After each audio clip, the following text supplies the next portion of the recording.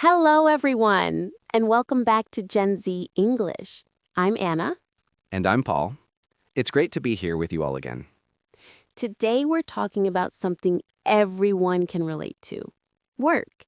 How to describe your job, your daily routine, and even your future goals. Yes, this is one of the most common topics in English. When you meet someone new, they often ask, "What do you do?" Being ready with a clear answer makes a great first impression. That's so true. Talking about your work helps you connect with people and sound confident. Exactly. And remember, if you're learning English, you can always start simple. You don't need long sentences to explain your job. Right.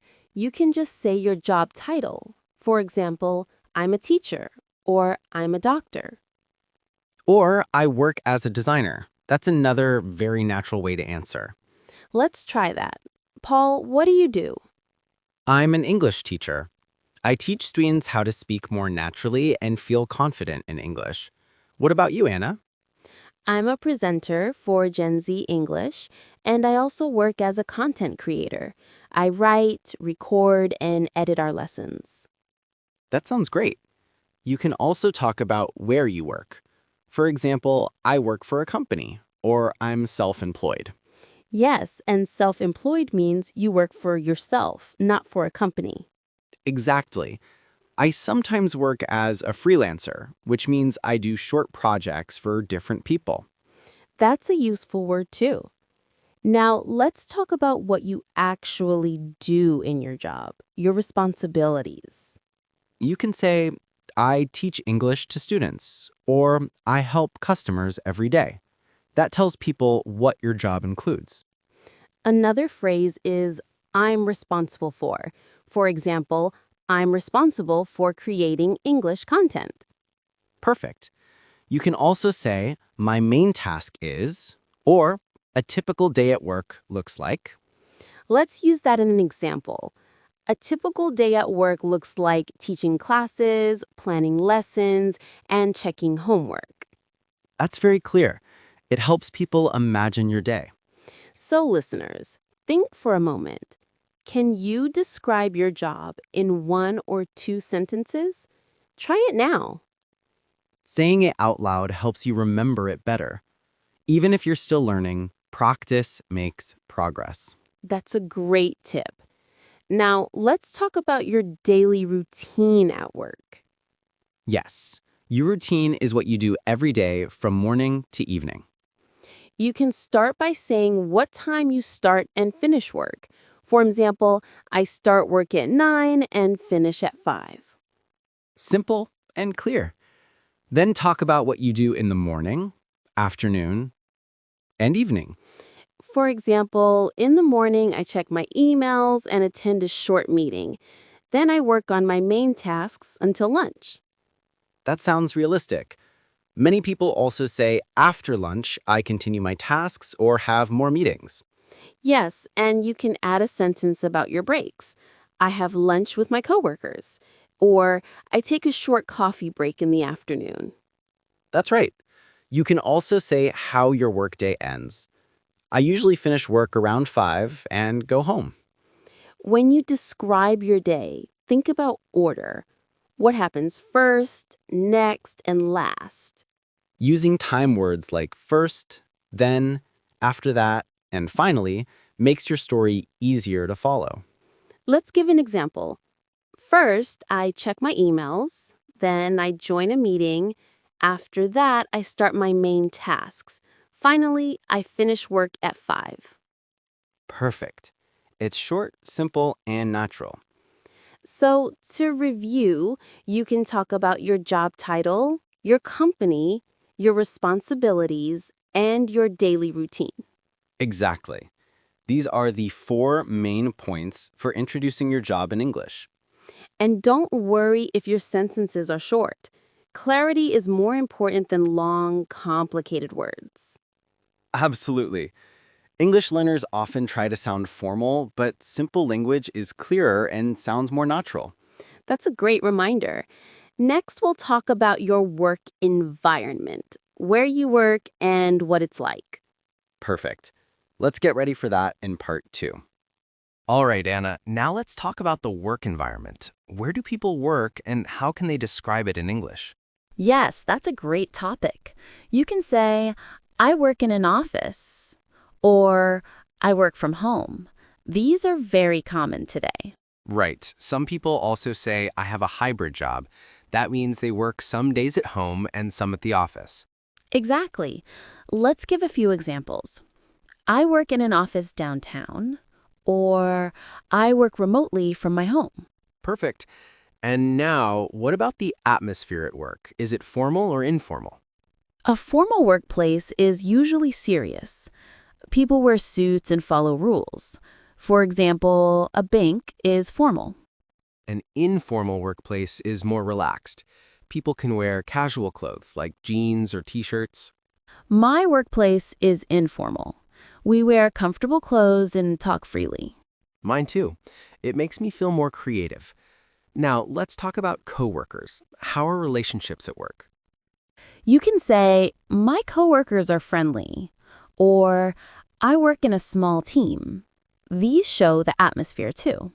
Yes, or we work closely together, or we help each other a lot. It gives a good image of teamwork. Let's review some useful words. Coworker or colleague means the people you work with. Boss means the person who manages you. Client is the person or company you work for. Deadline is a very important word.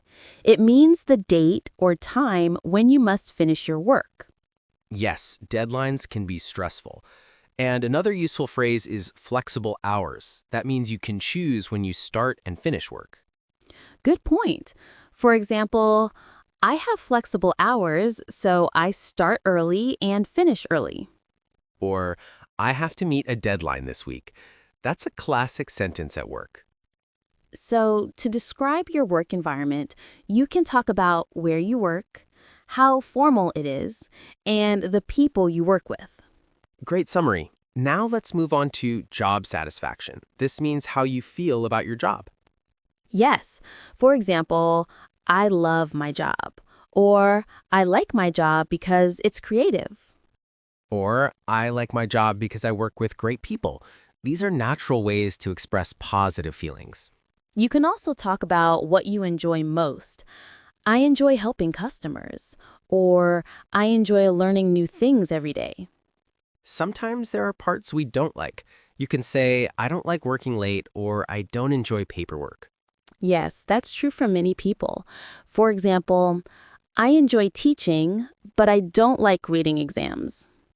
And it's okay to be honest. You can also say, my job can be stressful sometimes, but I love the team I work with. That's a nice balance between positive and negative. It sounds natural and real. You can also say, my job is interesting but sometimes challenging. That's another common phrase. So, Paul, do you like your job? I do. I really enjoy helping students and seeing their progress. That makes me happy. I love that. For me, I love being creative, making content, and sharing it with learners all over the world. That's amazing. When people talk about their job with passion, it inspires others too. Yes, and describing your feelings about work helps you connect with people. It shows your personality. Exactly. Now let's talk about past jobs and experience. This is important when you're telling your story or doing an interview. You can say, I used to work in a small company, or I used to work part-time while studying. The phrase used to means something you did before, but not now. For example, I used to be a student, but now I work full-time. Or, I used to work in a coffee shop before I became a teacher. You can also say what you learned from past jobs. In my last job, I learned how to talk to customers. That's great. Or, I learned to work in a team, or I learned to manage my time better. These phrases are useful when you talk about your skills and growth. Yes, and it also helps you explain your career path, how you moved from one job to another. So remember, when you describe your work experience, talk about where you worked, what you did, and what you learned. Excellent. That makes your story complete. In the next part, we'll talk about future goals and how to ask others about their jobs. All right, Anna. Now let's talk about the future. How can people describe their career goals in English? Good question. You can start with, in the future, I'd like to, or I want to. For example, in the future, I'd like to work abroad.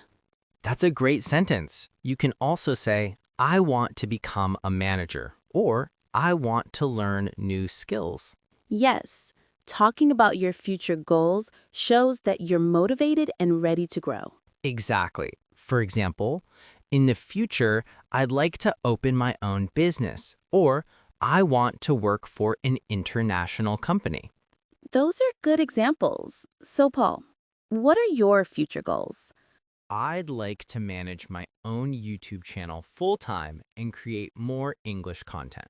That's my dream. That's fantastic. My dream is to travel and teach English in different countries. Those are great dreams. You can also say, my dream job is, for example, my dream job is to be a designer, or my dream job is to work in film. Exactly. When you say your dream job out loud, it helps make it real. It's a powerful practice. True. And when you talk about future goals, you can also mention skills. For example, I want to improve my communication skills, or I want to learn more about marketing. Yes, and you can connect it to your current job. I want to improve my presentation skills to do better at work. That's right. These sentences show ambition and a learning attitude. So listeners, think about your future. What do you want to do? Try saying it in English now. Even if it feels far away, saying it aloud helps you believe in it. I like that. English isn't only about grammar. It's also about expressing your real life, dreams, and plans. Very true. Now let's move to our final part, how to ask others about their jobs. Great. The most common question is, what do you do? It's short and polite. After that, you can ask, do you like your job? Or how long have you worked there? Those questions show interest and help keep the conversation going. You can also ask, what's a typical day like for you? Or what's the most interesting part of your job? Good examples. These questions invite longer answers and make the talk friendly. You can also ask, where do you work? Or do you work from home or at an office? Yes, that's very natural in small talk. When you ask questions, you make the other person feel comfortable. Exactly. And remember to listen carefully to their answers. Then you can reply or ask another question. For example, if they say, I'm a nurse, you can say, that sounds like a busy job. Do you enjoy it? Nice. That keeps the conversation alive.